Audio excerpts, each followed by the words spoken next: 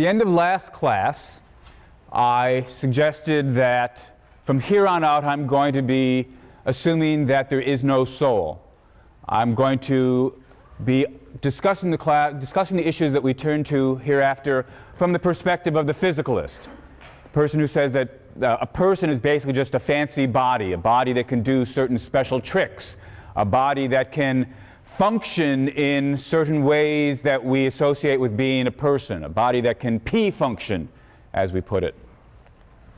Now, I've given you my reasons for believing there are no souls, basically that the various arguments that might be offered for believing in souls don't seem very compelling upon examination, so there's no good reason to posit this extra entity.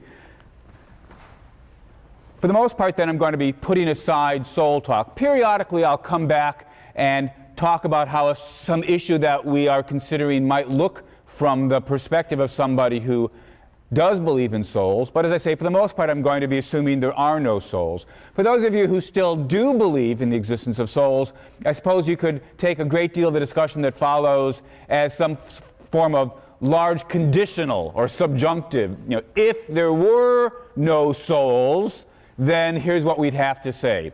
So although I'll be largely talking from the perspective of the physicalist, if you haven't become convinced of the truth of physicalism, so be it. We'll at least explore what will we say about death if we've decided that people are basically just bodies. Now, you'll recall that at the start of the semester I said, in thinking about the question, could I survive my death, there were two basic things we had to get clear on. First, we had to get clear on what am I? What are my parts? And that's why we've spent the last several weeks worrying about the question, am I just a body? Am I a body and an immaterial soul as well? Or perhaps, strictly speaking, just the soul? Having looked at that question, we're now going to turn to the second basic question. What would it be to survive? What would it be for a thing like that to continue to exist? Now, of course, we're going to ask most particularly, what would it be for a thing like that to survive the death of the body? Could it even make sense for a person to survive the death of his body? You might think the answer to that is no if we are physicalists, but in fact, it's not so clear the answer to that is no. But in order to address that particular question, what is it for me to survive the death of my body? Is that even a possibility or not? We first have to get clear about the more general question, what is it for me to survive, period? Take the more familiar humdrum case. Here I am lecturing to you today, Thursday. Somebody's going to be here, no doubt, lecturing to you next week, next Tuesday. The question of survival can be asked about that very simple case. Is the person who's going to be lecturing to you on Tuesday the very same person as the person who is standing in front of you lecturing to you now? Will that person survive the weekend? I certainly expect to survive the weekend, but what is it to survive the weekend? What is it? Well, we might say, look, we've already got the beginnings of an answer. For me to survive till Tuesday, presumably, is for there to be somebody, some person, alive, lecturing to you on Tuesday. And here's the crucial point, for that person lecturing to you on Tuesday to be the very same person as the person lecturing to you today, on Thursday. You know, if I were to be killed in a plane accident this weekend, and there was a guest lecturer for you on Tuesday, there'd be somebody alive lecturing to you, but of course that wouldn't be me. So the question we want to get clear on is, what is it for somebody on Tuesday to be the same person as the person here talking to you on Thursday? And we can ask the question more grandly about larger expanses of time. Suppose there's somebody alive 40-odd years from now, in the year 2050. Could that be me?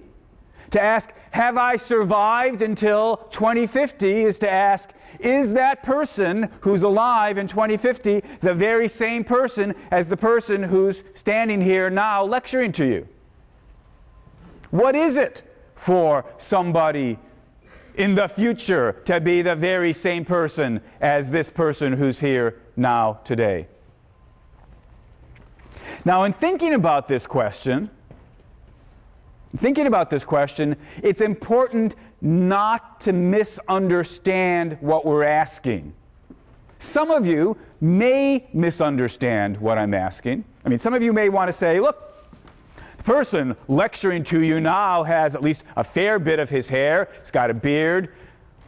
Let's suppose that the person alive in 2050 is bald and bent over, has no beard. How could they be the same person? One's got hair, one doesn't. One's got a beard, one doesn't. One stands straight, one's crooked.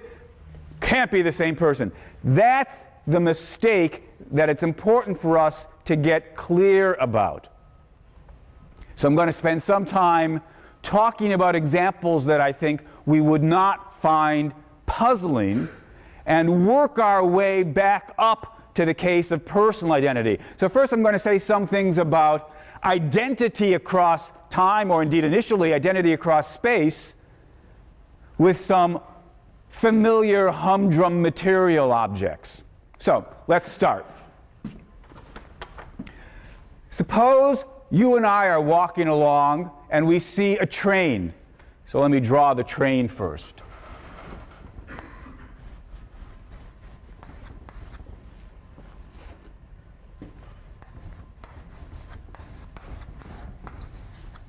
Not very good artist, but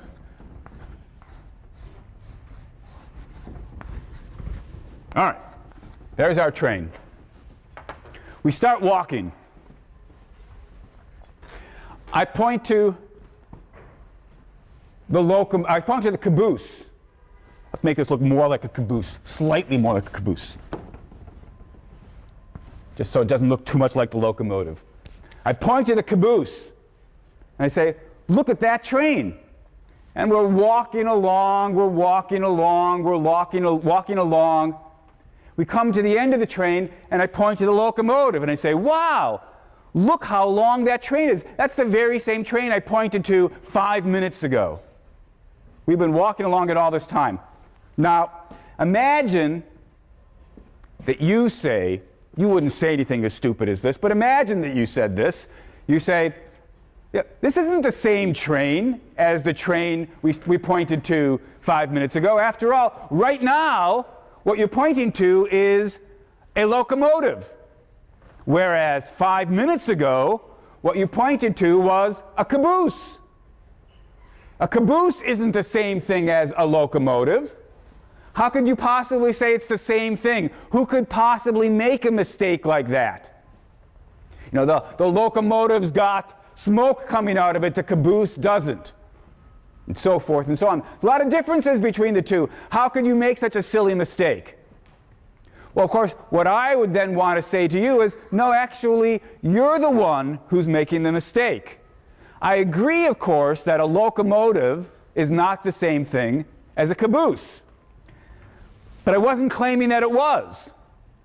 Rather, initially, when we started our walk, I pointed to a caboose, but by pointing to the caboose, I picked out a train. I said, look at that train.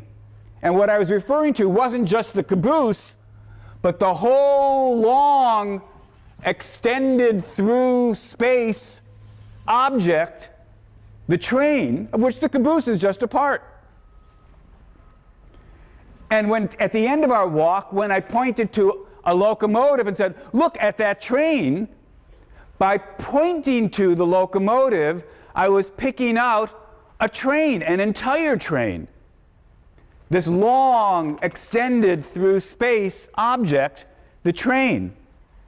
And when I said, this train that I'm pointing to now is the very same train as the train I pointed to 5 minutes ago, I'm not saying what is certainly false. I'm not saying the locomotive is the same thing as the caboose. Rather, what I'm saying is the entire extended through space train that I'm pointing out now is the same train as the entire extended through space train that I picked out 5 minutes ago. And that claim, far from being false, is true. Now, as I say, none of us would make that mistake. But it's a tempting mistake if you're not being careful, and that mistake might mislead us if we start thinking about the personal identity case. But let's continue with the train for a bit. Suppose, as we're taking our walk, part of the train isn't visible. There's a large warehouse that's blocking the view. We're walking along the way, we see a caboose, I say, there's a train. Then for a while we're walking, we don't see anything because all you can see is the warehouse. And then after we get past the warehouse, very long, block long warehouse, I see a locomotive and I say, hey, look, there's a train. And then I ask you, do you think this is the same train as the train we pointed to before? Now again, it's important not to misunderstand that question, right? That question is not asking, is the locomotive that we're pointing to now the same as the caboose that we pointed to earlier? No, of course not. The locomotive's not the same as the caboose. But that's not what I'm asking. What I'm asking rather is, remember earlier when I pointed to the caboose? In doing so, and I started talking about a train, I was picking out some entire extended through space train. Right now, in pointing to a locomotive, I'm picking out not just a locomotive, I mean to be talking about an entire train, some entire extended through space train. And I'm asking not about the locomotive and the caboose, but rather I'm asking about the trains that I pick out by means of the locomotive and caboose. Are they the same train? And the answer is, don't know, can't tell. The building's blocking the view. Suppose we had X-ray vision and could see through the building, then the answer would be, well, look, if what we've got is something like this, then of course we do have one single train. The extended through space train I picked out at the end of our walk is the same as the extended through space train that I picked out at the beginning of our walk. But it might not turn out that way. It might turn out, if I had X-ray vision, that what I'd see is this.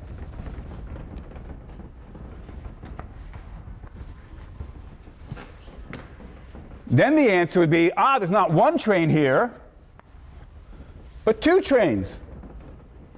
The extended through space train that I'm picking out when I point to the locomotive turns out to be a different train from the extended through space train I picked out when I pointed to the caboose.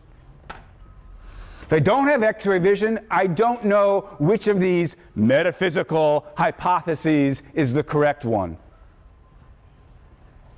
All right. Easy enough with trains. We know how it works with trains. Let's talk about something not a whole lot more complicated. Cars. Used to have a car I bought in 1990.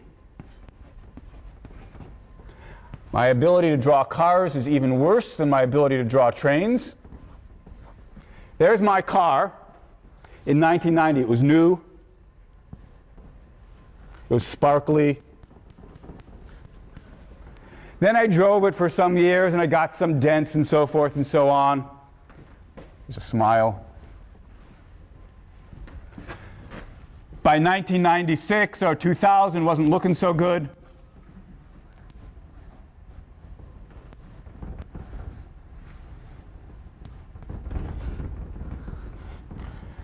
Sparkle had gone, had a couple of dents. That was the car in 2000. By 2006,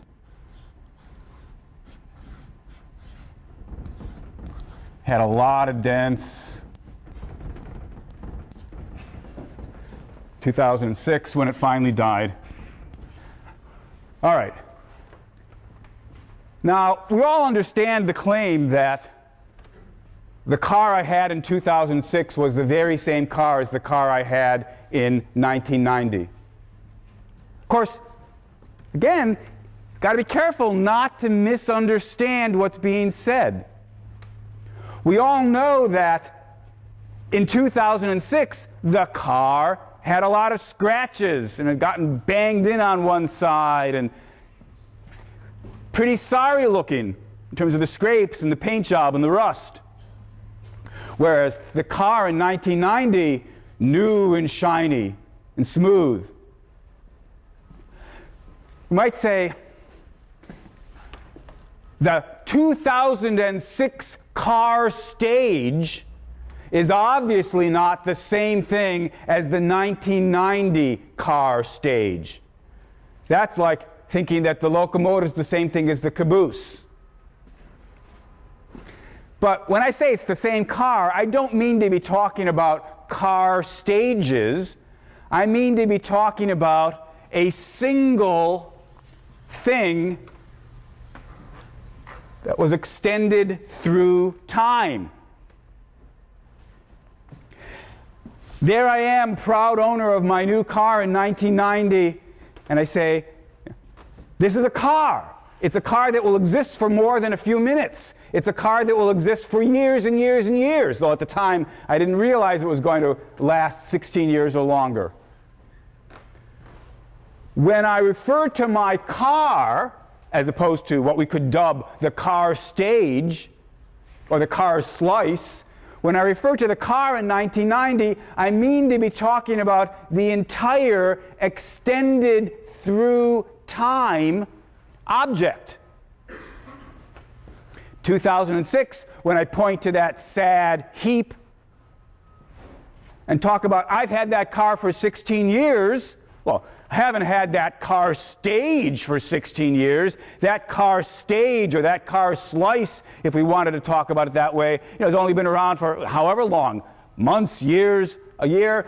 Hasn't been around for 16 years, but when I talk about that car, I'm picking not just the current slice or the current stage of the car, but the entire extended through time object. When I say that's the very same car I've had for 16 years, I mean, think of the object extended through time that I'm picking out by pointing to the current slice. That's the very same extended through time object that I picked out 16 years ago by pointing to what was then the current slice. The slices aren't the same. The car is the same. It's the very same car.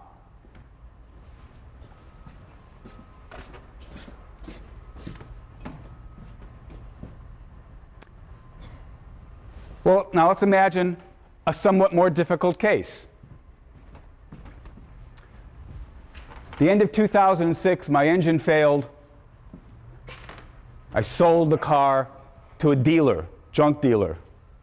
Suppose that in 2010,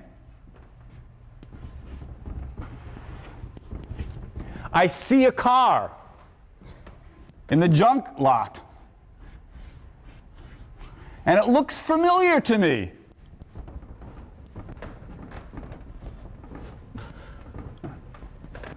Say, whoa, that's my car. Is it or isn't it my car? This is sort of like the case with the factory blocking the view. 1990 to 2006, very easy. Saw the car every day in my garage. But here's a 4-year instead of a factory blocking my view, it's the mists of time blocking my view. And I ask, same car or not? Again, by this time, I imagine you don't need to be warned, but let me just warn you a couple more times. I'm not asking, is the car stage, the 2010 car stage, the same car stage as the 2006 car stage? Maybe not. Maybe obviously not. I'm asking rather, in pointing to the 2010 car stage, I mean to be picking out an entire extended through time entity, the car. And I'm asking, is that the very same extended through time entity as the extended through time entity that I used to own? I wonder. And the answer is, don't know. The mists of time are blocking my view. I don't know the answer. But we know what the possibilities are.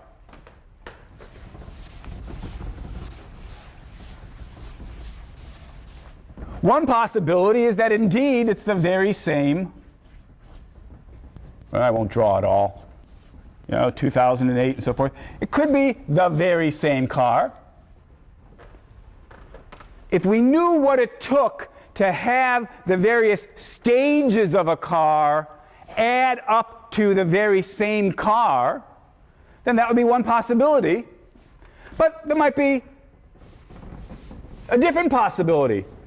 Could have been that after I sold it to the junk dealer, he crushed it, turned it into a heap of metal, and that was the end of my car. And the car I'm seeing on the dealer's lot in 2010 might be some other car with its own history. What we're wondering about is there a single, oh, here's a piece of jargon. Is there a single space-time worm here, or are there two? When I look at the car in 2010 and say, there's a car, I wonder if it's the same car, I'm asking about this thing that's extended, well, obviously through space, since cars take up some space, and through time.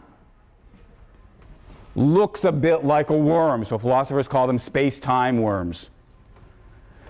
Is the space-time worm that makes up this car the same space-time worm as the one that made up my car? One worm there or two?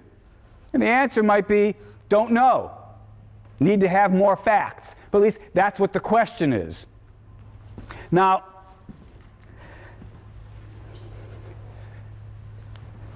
metaphysically, there's different ways of trying to pose the set of issues that I've begun to talk about.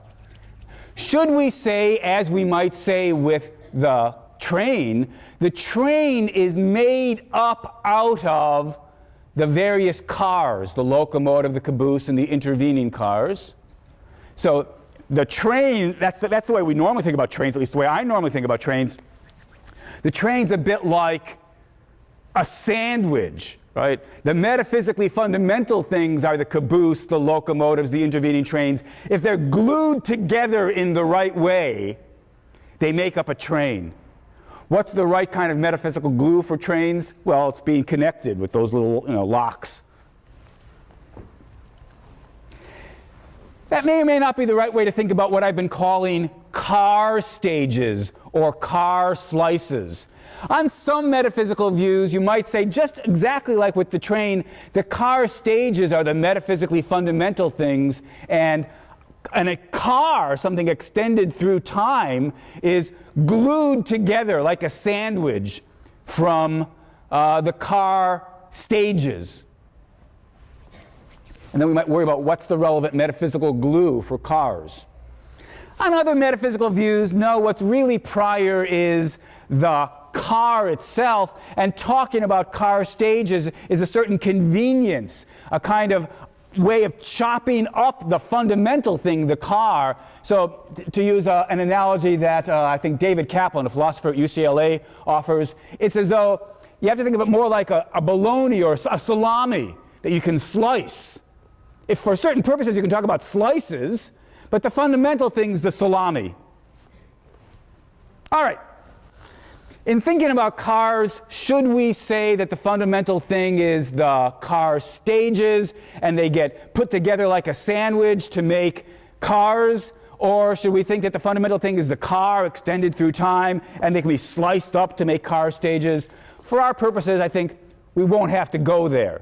Doesn't really matter. As long as we're comfortable talking about entire space-time worms, the cars, and the slices, or the stages.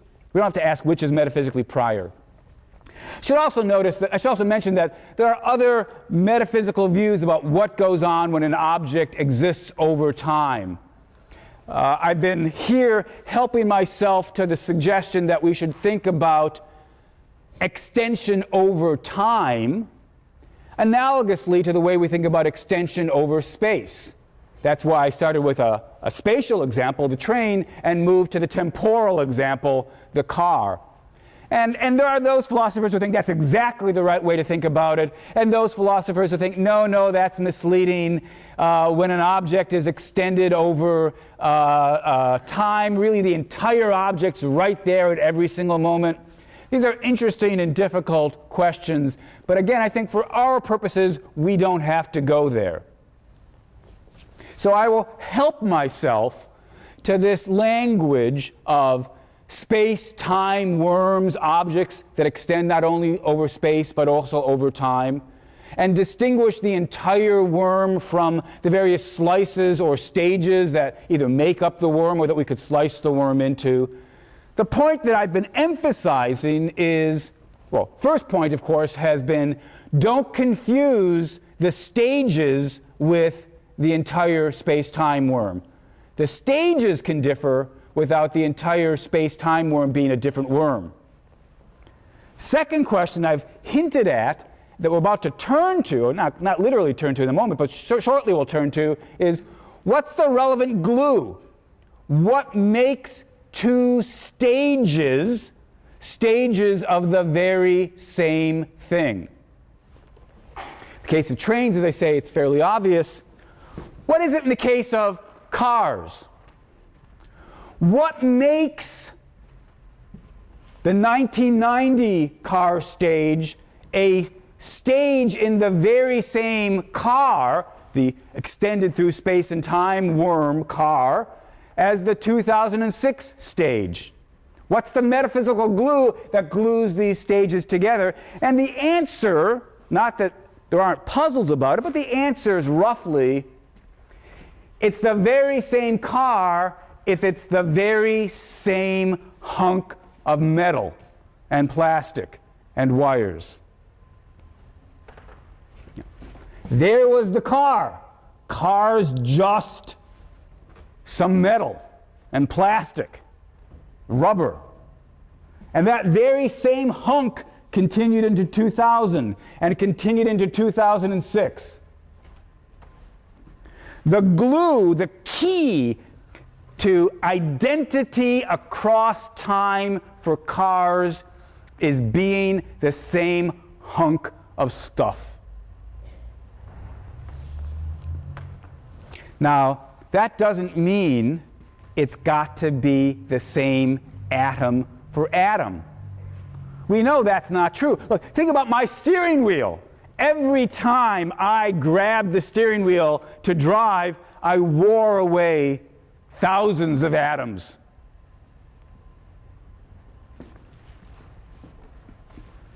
You can lose some atoms and still be this very same steering wheel. Every now and then, I'd replace the tires on my car. But for all that, it was the same hunk of stuff. Now, this raises sort of an interesting issue. How many changes of the constituent parts can you have and still be the same hunk of stuff? If this was a class in which we were going to worry about the general problem of identity across time, this would be a problem we'd have to directly face. But since we are only looking at enough of the problem of identity to get to the question that we really want to think about, the nature of personal identity across time, I'm not going to pursue that. I just want to flag the thought that you can be the very same hunk of stuff even if some of the constituent atoms have changed along the way. And even bigger parts. You can replace the headlights and still be the same hunk of stuff. Anyway, that's what's gone on in the car case.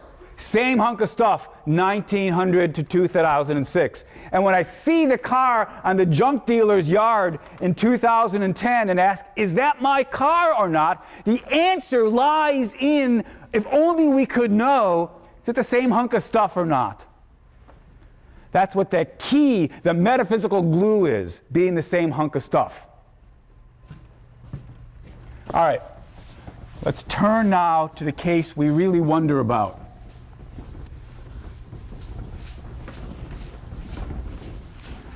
Personal identity.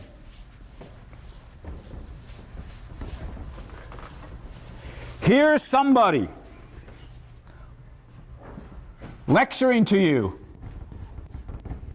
in 2007. Shelly Kagan. We imagine there's somebody in 2050. And we ask, is that Shelly Kagan? We'll call him Mr. X. We ask, is that the same person or not? Now again, at this point, you're not going to be tempted by the mistake, right? I'm not asking, is this person stage, Mr. X, the same person stage as SK 2007? Obviously not. SK 2007 still got his hair, has the beard, stands up more or less straight. Mr. X is bald, doesn't have a beard. I suppose I should have drawn him bent. Can I do that? A little cane, right? I'm not asking, is the person stage, Mr. X, the same as the person stage, SK 2007? Sounds like a computer or something. Get the SK 2000. I'm not asking that. I'm saying, look,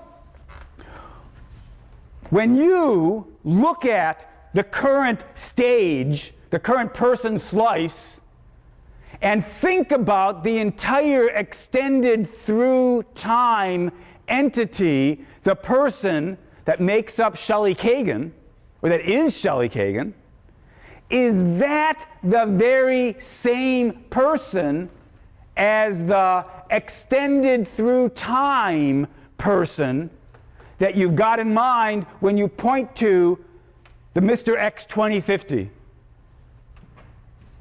The stages are obviously different, but by looking at the stages, we pick out a space-time worm that makes up a person. And we're asking, is that the very same space-time worm as the one we picked out previously, or a different space-time worm than the one we picked out previously? And the answer, presumably, is going to be, well, it depends on getting clear on whether the stages are glued together in the right metaphysical way. And so what we'd like to know is, well, what does it take for two person stages to make up or be part of the very same extended through time person? What's the metaphysical glue that underlies being a single extended through time person? What's the key to personal identity? If we could get clear about the answer to that metaphysical question, the key to personal identity, we'd at least know what we needed to find out to answer the question, is this one person or two? Are the pieces glued together in the right way? Different question. The question that we're ultimately hoping to get an answer to. Could I survive my death? Well, look, think again about the question we started with. Could I survive the weekend? To survive the weekend, there's got to be somebody who's alive, some person on Tuesday, and that person's got to be the very same person as the person you're looking at now, you're thinking about now. Or to put it in terms of stages, that person's got to be, that stage, that slice, has to be part of the very same extended through time, space-time worm as this stage is. They've got to be glued together in the right way. We can't tell whether that's true until we know what the glue is, but at least we anticipate that there will be somebody here on Tuesday who is glued together in that way, the right way, whatever that turns out to be. The stages will be glued together in the right way. Suppose I ask then, will I survive my death? All right, so I'm going to be optimistic. I'm going to assume that I make it to 2040. 2040, won't even be 90 yet. That's not too wildly optimistic. It's optimistic, but not wildly optimistic. So here's the SK 2040. We know that there's an extended through space and time, space-time worm, a person. Then let's suppose, sadly, 2041, my body dies, and I ask, could I survive my death? That is to say, the death of my body.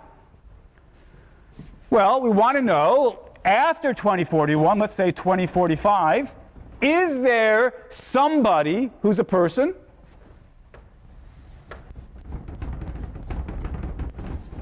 call him Mr. X. Could it be the case that there'd be a person in 2045 after the death of my body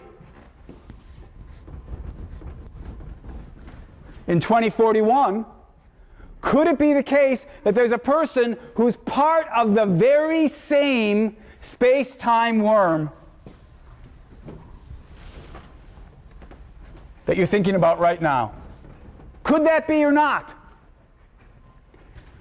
We can't answer that question until we are clearer about what does it take to have identity across time. What's the key to personal identity? What's the metaphysical glue? Once we get clear about what the relevant metaphysical glue is, we'll be in a position to start asking, could this happen or not?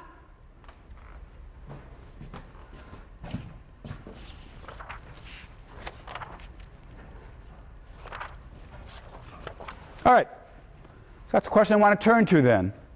What are the possible positions on this question? What's the key to personal identity? What's it to be the very same person? As we might put it somewhat misleadingly, what is it for two, quote-unquote, people to really be the same single extended through time person? Suppose we believed in souls. Then here would be a natural proposal. The metaphysical key to personal identity is having the very same soul. So suppose I was a dualist. I'd say, look, you're looking at a body, but connected in this intimate way with this body is a particular soul, the soul of Shelly Kagan. What makes it true that the person lecturing to you next Tuesday is Shelly Kagan, the very same person? What makes that true is that it's the very same soul. As long as this soul is here again on Tuesday, it'll be Shelly Kagan. If it's a different soul, it's not Shelly Kagan. That's the natural thing to suggest if we believe in the soul view. The key to personal identity, not the only thing a soul theorist can say, but the natural thing for a soul theorist to say, the key to personal identity is having the very same soul. Same soul, same person. Different soul, different person. Imagine that God or a demon or what have you, for whatever perverse reason, severs the ordinary connection between my body and my soul, and then reconnects the wires, as it were, so that there's a different soul animating and controlling this body on Tuesday. For whatever perverse reasons, maybe to make some sort of philosophical point, that person decides to come in anyway on Tuesday and lecture to you about philosophy. According to the view that we're taking, which we'll now call the soul view, according to the soul view, it won't be me lecturing to you on Tuesday. Why not? Because we've just stipulated it's not the same soul. It's a different soul. The key to personal identity, according to the soul theory of personal identity, the key to personal identity is having the same soul. When I ask myself, will I survive the weekend? What I'm asking is, will my soul still be around come Tuesday? As long as my soul still exists and is functioning, it's still me. I'm still around. In fact, peeking ahead, of course, and this is why we are often drawn to soul views, even if my body dies, as long as my soul continues to exist, I continue to exist. The key to personal identity, according to the soul view, is having the same soul. As long as my soul continues to exist, it's still me, whether or not my body's still alive.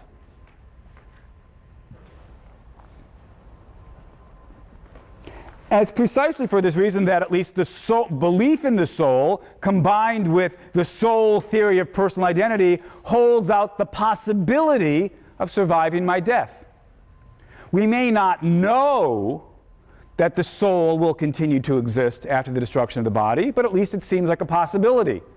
Plato, of course, as we know, tried to argue that we could know, that there were good grounds for believing the soul would continue to exist. I've said I don't find those grounds so convincing. But even if we didn't think we could show that the soul would continue to exist, at least it could. It would make perfect sense to think about it continuing to exist. And so I could survive the death of my body. In contrast, prospects don't look so promising for surviving my death of my body if we don't believe in dualism, if we're physicalists. If a person is just a P-functioning body, how could it be that after the death of his body, he's still around? Well, we'll say more about that a little bit later. Come back to the soul view. It's me as long as it's the same soul. It's not me if it's a different soul.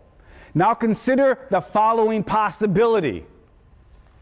Suppose that over the weekend, at 3 a.m. Saturday night, Sunday morning, while I'm asleep, God replaces my soul with a different soul, hooks it up to the body, gives that soul, that replacement soul, all of my memories, all of my beliefs, all of my desires, all of my intentions. Somebody wakes up Sunday morning, says, hey, it's a great day, wonderful to be alive, I'm Shelly Kagan, got to get to work, whatever it is. Says, I'm Shelly Kagan, but he's not. According to the soul view, he's not. Because according to the soul theory of personal identity, to be me, that person's got to have my soul. And in this story, he doesn't have my soul. My soul got destroyed, let's suppose, 3 a.m. Sunday morning. A new soul got created. It's not me. There's a person there, all right. It's a person that doesn't have a very long history. Maybe he'll go on to have a long history. but it's a different extended through space and time person than the one you're thinking about right now.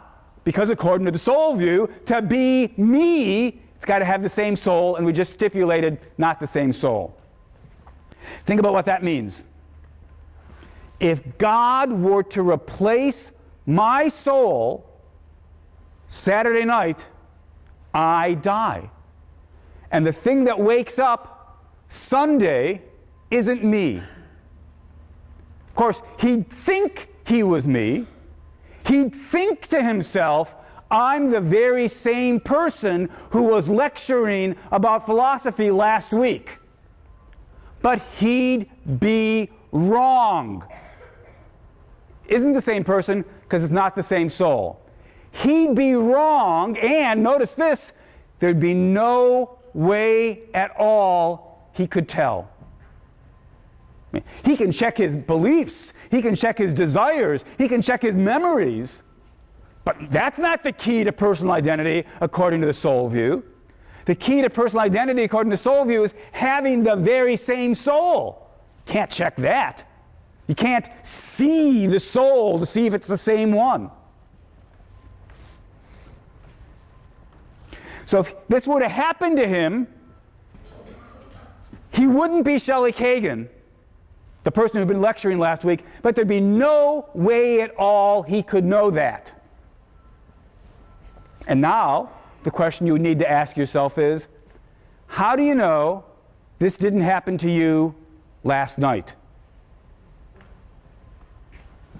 You woke up this morning thinking, I'm the very same person, Joe, Linda, Sally, whatever it is, the very same person who was in class yesterday. How do you know? How could you possibly know? If God replaced your soul with a new one, destroyed the old one, gave the new one all the old memories, beliefs, desires, goals, and so forth, that person who was in class last week, yesterday, died. The person who's here now hasn't been around 10 years, 20 years, what have you. You were born a few hours ago. And there'd be no way at all that you could possibly tell. How do you know, not only that it didn't happen to you last night, how do you know something like this doesn't happen every single night? Every hour, on the hour. Every minute, every second, God whips out the old soul, destroys it, puts in a new one with, maybe souls only last for a minute and a half. If that was happening, then people don't last very long. Bodies may last 20 years, 50 years, 80 years, 100 years, but people would only last an hour, or if it's every minute substitution, a minute. And you'd never possibly be able to tell. Now, these worries were raised by John Locke, the great British philosopher, and he thought, this is too big a pill to swallow. This is too big a bullet to bite. We can't take seriously the suggestion that there's no way at all to tell whether it was still me from the one day to the next, from 1 hour to the next, from 1 minute to the next. Just not plausible. It's not that there's anything incoherent about this view, that there's anything logically contradictory about this view. You just have to ask yourself, could this really be what personal identity is all about? That there'd be no way at all to tell whether I've survived from 1 minute to the next, from 1 hour to the next? Locke thought no. You couldn't possibly take this view seriously if you thought about what it meant. Notice, this is not an argument that souls don't exist. If you find this argument convincing, what it's an argument for is the claim that even if souls do exist, they may not be the key to personal identity. And so what we have to ask ourselves is, what's the alternative? What better suggestion is there for what we could point to as the metaphysical glue, the key to personal identity? And that's the question that we'll take up next time.